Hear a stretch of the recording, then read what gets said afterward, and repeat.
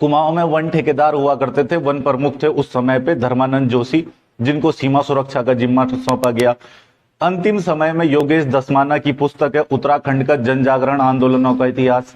योगेश दसमाना लिखते हैं अपनी पुस्तक में कि भाई नजीबाबाद का जो नवाब था बंबू खां, वो आक्रमण करने वाला था उत्तराखंड के दक्षिणी गढ़वाल वाले क्षेत्र पर, और जैसे उसके आक्रमण की खबर मिली तो यहाँ कुछ विद्रोहियों ने भी उसी समय विद्रोह करने की योजना बनाई। तो हेनरी रैमजे ने जो है एक अच्छा प्रशासक होने के नाते नेपाल से सेना इस चीज से संबंधित है कि 1857 की क्रांति का उत्तराखंड में क्या प्रभाव रहता है। ठीक है, 1857 की क्रांति को समझने से पहले थोड़ा सा पीछे जाना पड़ेगा 1857 की क्रांति समझने के लिए। जैसे उत्तराखंड में 1857 की क्रांति से पहले किसका शासन था, या फिर इस समय शासन किसका था, तो इस समय शासन था अंग्रेजों का। और अंग्रेज उत्तराखंड में कब से आए थे, तो अंग्रेज उत्तराखंड में आए थे 1815 से, जैसा हमने इतिहास में पढ़ा भी है ना। 1815 से लगभग संपूर्ण उत्तराखंड के भूभाग पर किसका अधिकार हो गया था, उत्तराखंड में अंग्रेजों का अधिकार हो गया था। दूसरी तरफ टिहरी रियासत में राजा थे सुदर्शन शाह। एक दूसरी कंडीशन यहाँ पर हमारे पास ये भी है कि 1815 में जब अंग्रेजों का शासन शुरू हुआ तो उस समय गोरखाओं के साथ संधि हो गई थी अंग्रेजों की, और गोरखा जो है वापस लौट चुके थे। तो यहाँ पर एक बात हमको समझनी होगी कि इससे पूर्व अंग्रेजों के शासन से पूर्व किसका शासन था, गोरखाओं का। और गोरखा शासन की भी अगर हम बात करें तो गोरखाओं का शासन जो है वो कुमाऊं और गढ़वाल दोनों जगह अलग अलग समय में स्थापित हुआ। 1790 में गोरखाओं ने कुमाऊं पर आक्रमण कर दिया और 91 में अधिकार कर दिया अल्मोड़ा पर, है ना। लगभग 1815 तक गोरखा जो है वो कुमाऊं में रहे। ठीक है, 1790 से लेकर के 1815, लगभग 25 वर्ष का समय। आई बात समझ में। और 1804 में गोरखाओं का आगमन गढ़वाल में हो गया खुड़बुड़ा के युद्ध के बाद। खुड़बुड़ा के युद्ध में राजा प्रद्युम्न शाह जो थे उनकी मृत्यु हुई, और प्रद्युम्न शाह की मृत्यु के बाद 1804 से 1815 तक गढ़वाल पर गोरखाओं का अधिकार रहा। यानी गोरखाओं ने गढ़वाल पर अपेक्षाकृत कम शासन किया कुमाऊं के, है ना। तो कुमाऊं में शासन देखोगे गोरखाओं का तो लगभग 25 वर्ष का है, और गढ़वाल में गोरखाओं का शासन देखोगे तो लगभग 11 वर्ष का है। तो दोनों जगह की अपेक्षा ज्यादा लंबा शासनकाल कहाँ रहा, कुमाऊं में रहा। ठीक है, 1815 के बाद गढ़वाल कुमाऊं के क्षेत्र पर किसका अधिकार हो गया, अंग्रेजों का अधिकार हो गया। एक ब्रिटिश गढ़वाल हो गया और एक ब्रिटिश कुमाऊं हो गया। एक छोटा सा हिस्सा राजा सुदर्शन शाह को दे दिया गया, जिसे बोला गया टिहरी रियासत। क्या बोला गया, टिहरी रियासत। अब टिहरी रियासत का क्षेत्र राजा सुदर्शन शाह को दे दिया गया था। वो एक बीहड़ और बीरान क्षेत्र था, उसमें उतना कुछ होता नहीं था।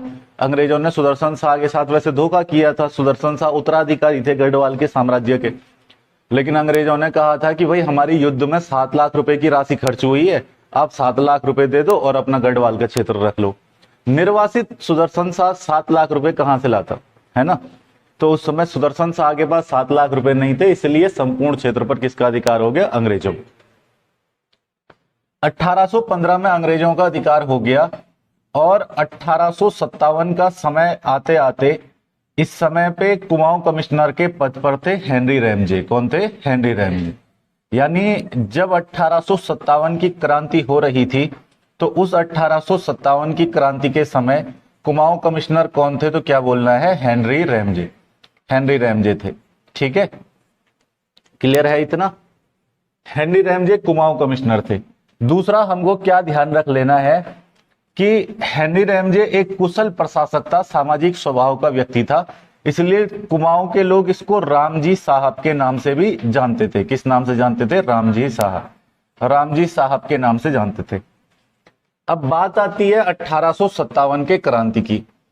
यहां तक हमने इतनी बातों को समझा, और इसके बाद जब हम बात करते हैं कि 1857 की क्रांति का उत्तराखंड में प्रभाव, जैसा हमने भारत के इतिहास में पढ़ा है कि भाई लखनऊ से बेगम हजरत महल लड़ी थी, दिल्ली से बहादुर शाह जफर जो है वो अपने अस्तित्व की लड़ाई लड़ रहे थे, बिहार से जो है जगदीश वो लड़ रहे थे किसानों के हक के लिए, और झांसी से झांसी की रानी लड़ रही थी, है ना।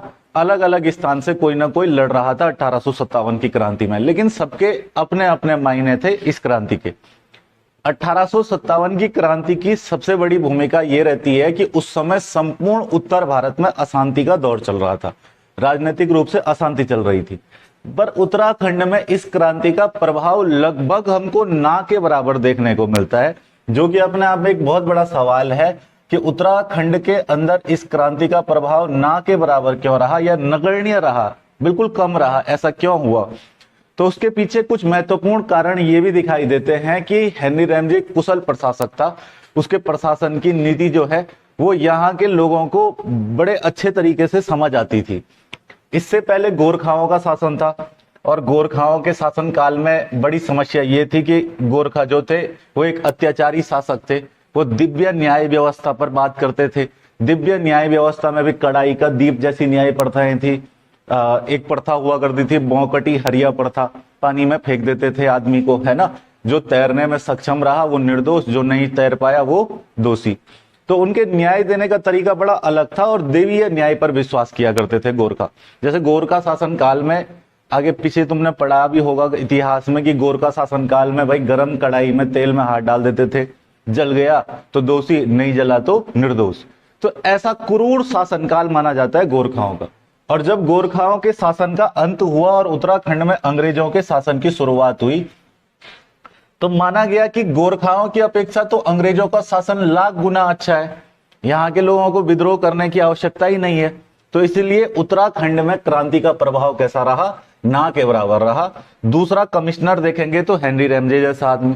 तो क्रांति होना मतलब एक तरीके से यहाँ पे ना के बराबर जो है उसकी संभावनाएं बन गई। ठीक है, इस समय अगर कुछ हुआ भी तो हुआ तो वैसे कुछ बहुत महत्वपूर्ण हमारे एग्जाम पॉइंट ऑफ व्यू से, जैसे क्रांतिवीर संगठन बना, जैसे जो ब्रिटिश गढ़वाल की सीमाएं हैं, उन ब्रिटिश गढ़वाल की सीमाओं का 1857 में दो गढ़वाली व्यक्ति पदम सिंह, शिवराज सिंह को जो है उनका नेतृत्व सौंप दिया गया ताकि वो गढ़वाल की सीमाओं की सुरक्षा कर सके, है ना।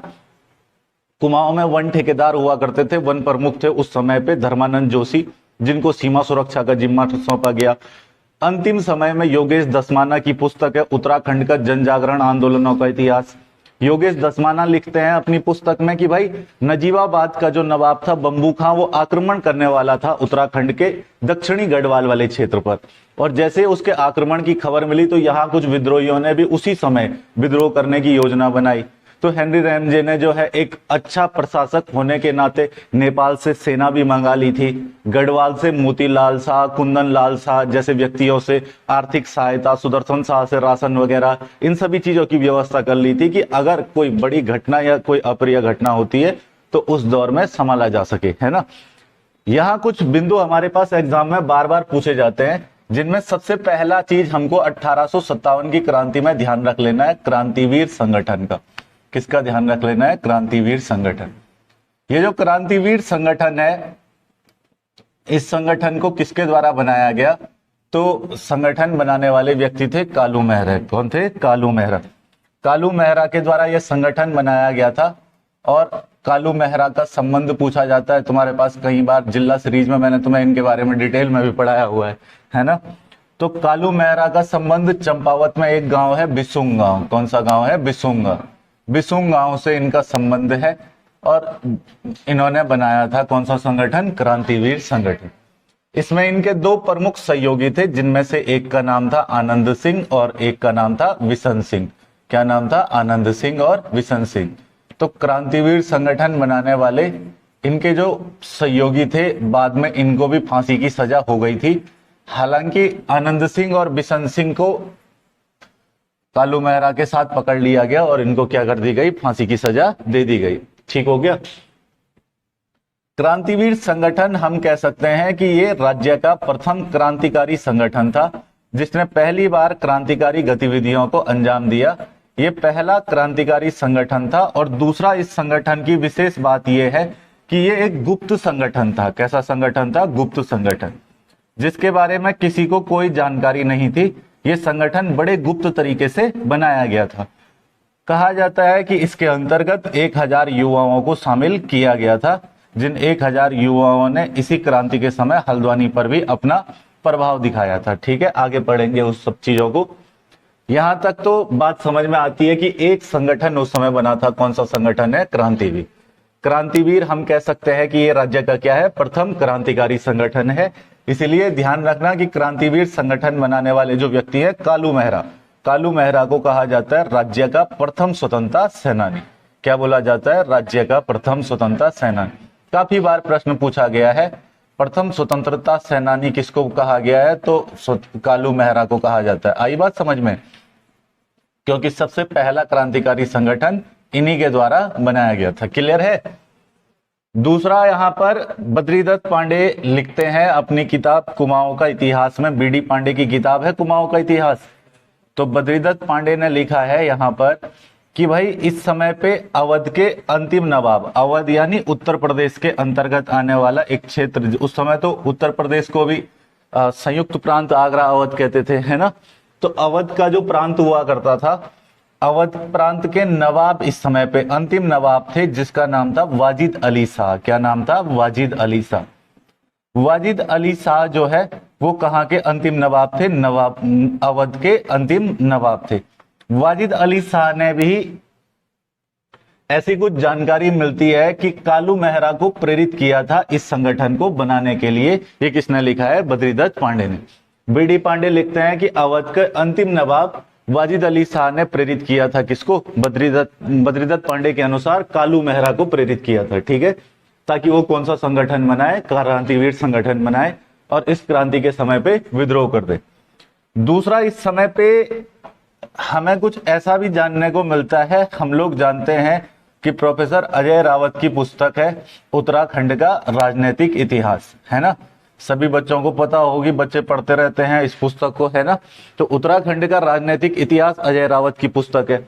इस पुस्तक में अजय रावत लिखते हैं कि क्रांतिवीर संगठन के लोगों ने लोहाघाट छावनी जो हुआ करती थी तत्कालीन समय में, लोहाघाट चंपावत में छावनी थी, है ना।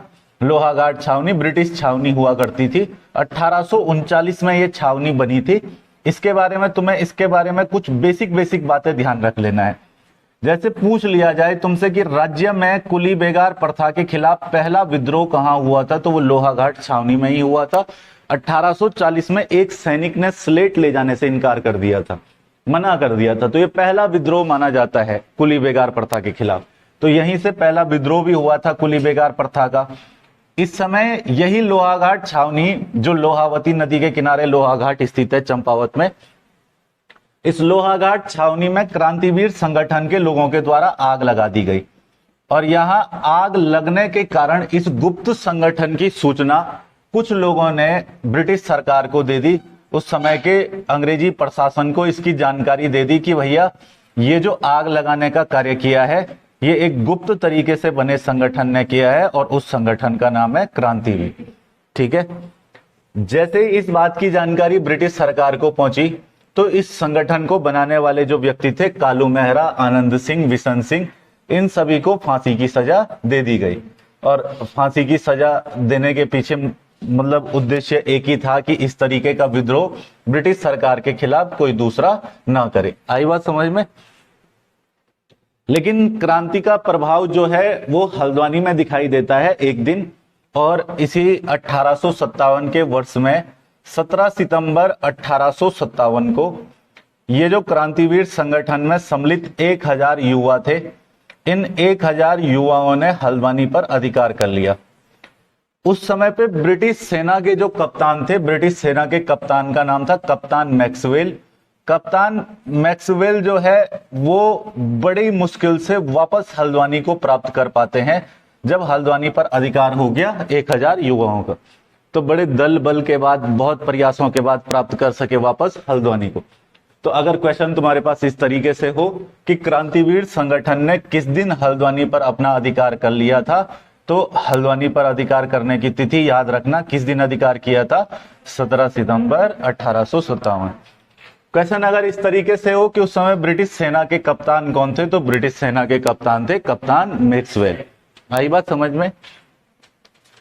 तीसरा एक पक्ष ये भी निकलता है कि क्रांति की भावनाओं को देखते हुए ये देखते हुए कि भाई विद्रोह तो हो ही रहे हैं, यही सब चीजें देखते हुए इस समय पे रोहिलखंड के नवाब थे जिनका नाम था खान बहादुर खां। रोहिलखंड के नवाब के द्वारा कुमाऊं पर आक्रमण की जानकारी तो हम इतिहास में अनेक बार पढ़ते हैं कि रोहिलखंड से कुमाऊं में आक्रमण हुए, रोहिलखंड से इस चंद राजा के समय आक्रमण हुए, वो चंद शासन में हम खूब पढ़ते हैं। तो इस समय पे भी जो रोहिलखंड के नवाब थे उनका नाम था खान बहादुर खां। क्या नाम था? खान बहादुर खां। खान बहादुर खां के द्वारा अपने दो प्रमुख सेनापति, जिसमें से एक का नाम था काले खां और एक का नाम था फजल खां। क्या नाम था? काले खां और फजल खां। इन दोनों के दोनों को 1857 में कुमाऊं के क्षेत्र पर आक्रमण करने के लिए भेज दिया गया, ताकि ये दोनों कुमाऊं पर आक्रमण करें। ब्रिटिश सरकार कमजोर है ही, विद्रोह पहले से हो रहे हैं, और अगर इन्होंने कुमाऊं पर आक्रमण कर लिया और कुमाऊं को जीत लिया तो जो है उसे रोहिलखंड में मिला दिया जाएगा। लेकिन काले खां फजल खां जब कुमाऊं पर आक्रमण करते हैं तो ये दोनों के दोनों को ब्रिटिश सेना के द्वारा परास्त कर दिया गया। तो रोहिलखंड के नवाब का जो हिस्सेदारी थी इस 1857 के क्रांति में, वो ना के बराबर दिखाई देती है, क्योंकि ये दोनों के दोनों की गिरफ्तारी हो गई थी। काले खां और फजल खां दोनों को परास्त कर दिया गया था, जिसको किसने भेजा था? रोहिलखंड के नवाब खान बहादुर खां ने भेजा।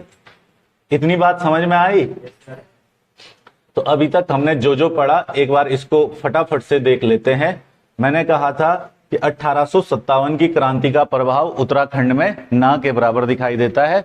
उसका सबसे बड़ा कारण ये था कि एक तो यहाँ पे अत्याचारी गोरखा शासन से लोग जो है वो बड़े परेशान हो चुके थे, और इस समय पे शासन की शुरुआत हो गई थी किसकी? अंग्रेजों की। अंग्रेजों का शासन गोरखाओं की अपेक्षा अत्यधिक सुलभ शासन माना जाता है। इस वजह से यहाँ के लोगों ने विद्रोह करने की कोई बड़ी आवश्यकता नहीं समझी। दूसरा, कुमाऊं कमिश्नर हेनरी रैमजे जैसा व्यक्ति था, जो कि एक बड़ा सामाजिक दर्जे का व्यक्ति था और उसका व्यवहार बहुत अच्छा था, तो इसीलिए कुमाऊं के लोग उसको रामजी साहब भी कहते थे। यही कारण था कि ज्यादा विद्रोह वगैरह इस समय पे नहीं हुए। लेकिन एक संगठन हमारे पास बना जिसको हम लोग क्या बोल देते हैं? क्रांतिवीर संगठन। क्रांतिवीर संगठन किस किसने बनाया? तो कालू मेहरा, आनंद सिंह और बिशन सिंह। कालू मेहरा मेन व्यक्ति थे, आनंद सिंह, बिशन सिंह इनके सहयोगी थे। कहा जाता है कि ये राज्य का क्या है? पहला क्रांतिकारी संगठन है, और कालू मेहरा को बोला जाता है कि वे राज्य के प्रथम स्वतंत्रता सेनानी। ये एक गुप्त संगठन था जिसमें 1000 युवाओं को शामिल किया गया था। इस समय बद्रीदत्त पांडे लिखते हैं कि अवध के अंतिम नवाब वाजिद अली शाह ने भी प्रेरित किया था कालू मेहरा को विद्रोह करने के लिए। ठीक हो गया। यहाँ पे कुछ और चीजों को देखें तो अजय रावत की पुस्तक उत्तराखंड का राजनीतिक इतिहास से जानकारी मिलती है कि 1839 के समय बनी लोहाघाट छावनी में इस समय आग लगा दी गई थी 1857 की क्रांति में, और ये आग भी किसके द्वारा लगाई गई? क्रांतिवीर संगठन। इसलिए क्रांतिवीर संगठन के जो मेन फाउंडर वगैरह थे, उनके सहयोगी जो थे, उन सबको इस समय पे फांसी की सजा दे दी गई। 17 सितंबर 1857 एक बहुत महत्वपूर्ण दिन जो है हम इस क्रांति में याद रख सकते हैं। वो ये है कि इस दिन 1000 युवाओं ने हल्द्वानी पर अधिकार कर लिया, और कप्तान मैक्सवेल बड़े ताकत लगाने के बाद वापस प्राप्त कर पाते हैं हल्द्वानी को। इतना आसान नहीं था प्राप्त कर पाना, लेकिन बहुत ज्यादा दल बल लगाया गया था, जिसके बाद हल्द्वानी वापस ब्रिटिश सरकार के नियंत्रण में आ सका।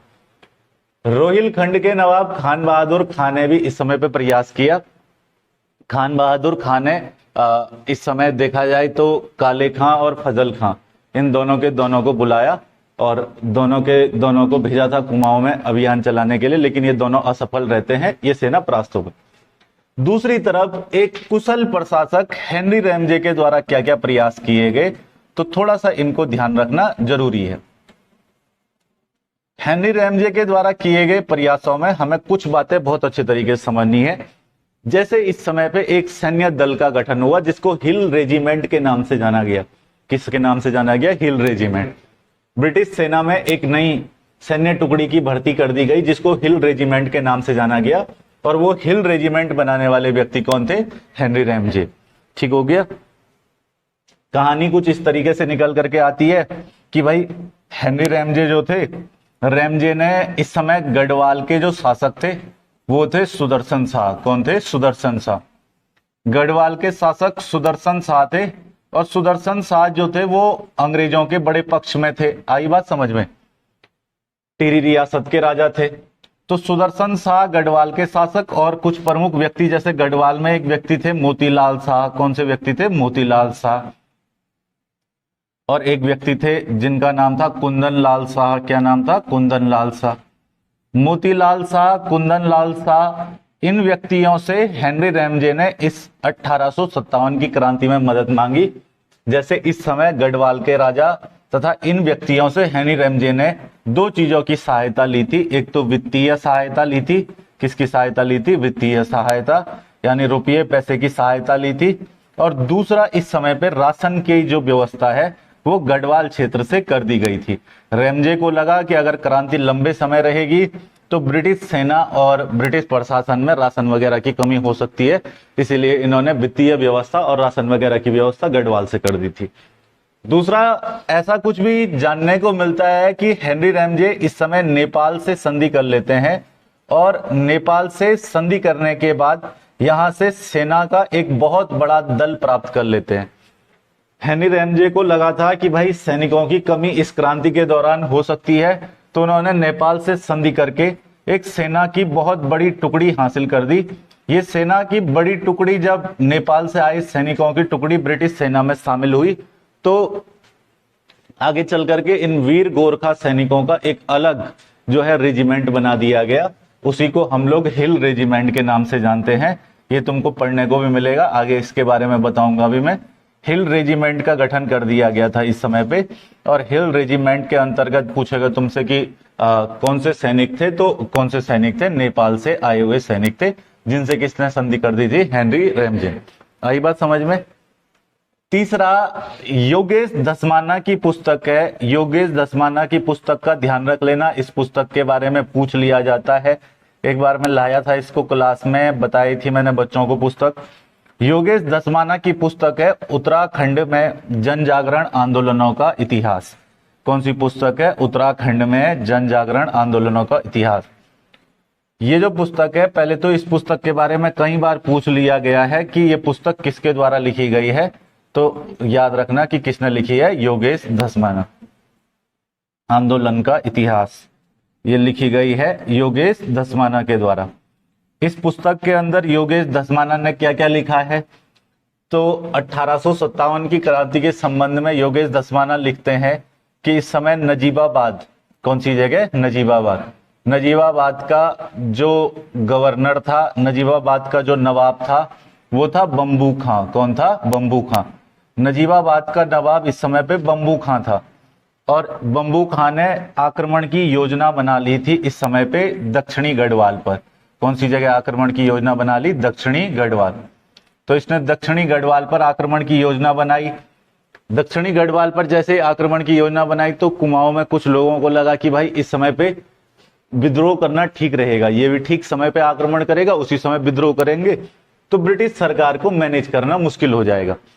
इस बात की जानकारी हेनरी रैमजे को ठीक ठाक हो गई। हेनरी रैमजे ने भाबर से जो गढ़वाल आने वाले मार्ग थे, उन मार्गों की सीमा सुरक्षा का जिम्मा जो है हेनरी रैमजे ने गढ़वाल में दो व्यक्तियों को सौंपा। तो कभी इनका नाम पूछ लिया जाए अगर तुम्हारे पास कि गढ़वाल के वे दो कौन व्यक्ति थे जिन्होंने 1857 की क्रांति में ब्रिटिश गढ़वाल की सीमा सुरक्षा का जिम्मा लिया था, उनमें से एक व्यक्ति का नाम है पदम सिंह और एक व्यक्ति का नाम है शिवराज सिंह। क्या नाम है? शिवराज सिंह। पदम सिंह और शिवराज सिंह वो दो व्यक्ति हैं जिन्होंने इस घटना के बाद, ध्यान देना, पदम सिंह और शिवराज सिंह वो दो व्यक्ति हैं जिन्होंने 1857 की क्रांति में संपूर्ण जिम्मा लिया था ब्रिटिश गढ़वाल की सीमा सुरक्षा का। ठीक हो गया? ब्रिटिश गढ़वाल की सीमा सुरक्षा का जिम्मा इन दोनों व्यक्तियों ने ले लिया था। तो अब यहां पर हेनरी रैमजे के लिए कोई बड़ी चुनौती बच नहीं गई थी, बची थी कुमाऊं की सीमा। तो कुमाऊं के जो भाबर की सीमा का जिम्मा था, तो इस समय पे वो जिम्मा दे दिया गया वन प्रमुख को, और वन प्रमुख के पद पर इस समय पे एक बहुत प्रमुख व्यक्ति थे, धर्मानंद जोशी। पढ़ेंगे हम इनके बारे में। धर्मानंद जोशी को कुमाऊं के वन प्रमुख का जिम्मा दिया गया था और इन्हीं को जिम्मेदारी सौंपी गई थी कि इस समय पे ये भाबर के सीमाओं की सुरक्षा करें। आई बात समझ में? जब विद्रोह समाप्त हो गया तो पदम सिंह, शिवराज सिंह और कुमाऊं में धर्मानंद जोशी, इन सभी अधिकारियों को बिजनौर में कुछ गांव दिए गए उपहार स्वरूप। ठीक है? इस समय पे इन्होंने बड़ी भूमिका निभाई थी ब्रिटिश सरकार का सहयोग करने में। ऐसा भी कुछ लोग कहते हैं कि गढ़वाल के कुछ बहुत प्रमुख व्यक्तियों ने इस समय ब्रिटिश सरकार का सहयोग किया था 1857 की क्रांति में। ठीक है, चौथा सबसे महत्वपूर्ण बात, सबसे अंतिम और सबसे महत्वपूर्ण बात ध्यान है, देखो सबसे महत्वपूर्ण और सबसे अंतिम बात यहां पे ध्यान रख लेनी है, ध्यान से समझना। देखो भाई, अभी तक हमने इस क्रांति में सभी चीजें समझ ली, ठीक है भाई। अब आती है इस क्रांति के बाद हमारे पास कुछ और चीजें कि गढ़वाल में इसका प्रभाव क्या रहा। तो गढ़वाल में भाई जो राजा था वो अंग्रेजों के पक्ष में ज्यादा था, तो इसलिए गढ़वाल में 1857 की क्रांति का कोई प्रभाव देखने को नहीं मिलता है। कुमाऊं में थोड़ा सा प्रभाव देखने को मिलता है, लेकिन गढ़वाल में इसका कोई भी प्रभाव नहीं देखने को मिलता है। ऐसा भी कहा जाता है कि इस समय हेनरी रैमजे ने एक सैन्य दल को श्रीनगर भेजा था, और इस उद्देश्य से भेजा था कि अगर कोई अप्रिय घटना श्रीनगर में होती है तो सेना का एक दल वहां पर रहेगा, लेकिन उसकी कोई जरूरत पड़ी नहीं और ऐसा कुछ भी गढ़वाल में नहीं हुआ था। आई बात समझ में? ये पूरी घटना है 1857 की क्रांति की, जो तुमको ध्यान रख लेनी है। इसी के बीच से प्रश्न आता रहता है, ठीक है। पहले तो प्रश्न कुछ बहुत बेसिक चीजों से बनता है, और अगर थोड़ा सा गहराई में जाकर के बनेगा तो इन्हीं सारी चीजों से प्रश्न बनता है। समझ गए बात को? किताबें वगैरह अच्छे से ध्यान रख लेनी है। योगेश दसमाना की पुस्तक है कौन सी? उत्तराखंड में जन जागरण आंदोलनों का इतिहास। अजय रावत की पुस्तक है उत्तराखंड का राजनीतिक इतिहास, जैसा सबको पता ही है। और बद्रीदत्त पांडे का कुमाऊं का इतिहास। ये मेन पुस्तकें हैं जो इस संबंध में बड़ी महत्वपूर्ण जानकारियां देती हैं। ठीक हो गया? चलो लिखना शुरू करेंगे।